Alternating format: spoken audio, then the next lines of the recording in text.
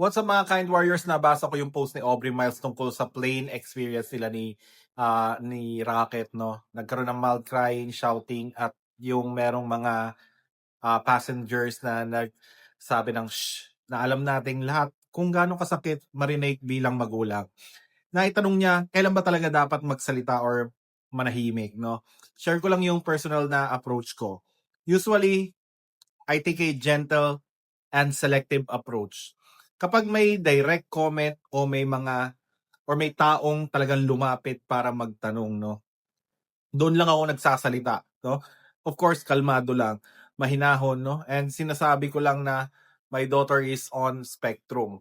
Hindi para mag-explain ng sobra, hindi para mag-justify ng behavior niya, kundi para magbigay lang ng context at minsan para konting education na rin.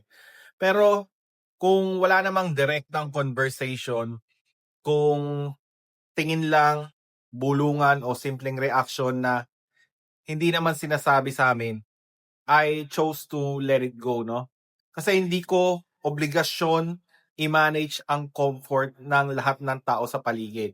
Mas mahalaga sa akin na i-manage ang regulation ng sarili kong anak. Sa mga ganitong moments, no, ang focus ko ay hindi sa ibang tao. Nasa anak ko yung attention ko. Kung okay ba siya, kung safe ba siya, kung kailangan ba niya ng comfort, space, o time. At sa totoo lang, no, she doesn't owe anyone an explanation. At bilang magulang, no, hindi rin natin obligasyon magpaliwanag sa lahat.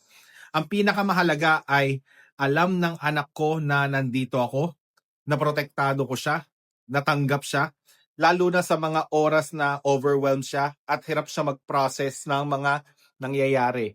At kung may matututunan man ang ibang tao sa katahimikan namin, sana sana yun yung empathy, no? Dahil sa dulo ng lahat ng ito, ang gusto lang natin bilang magulang ay a child who feels safe, supported, and deeply loved. All right?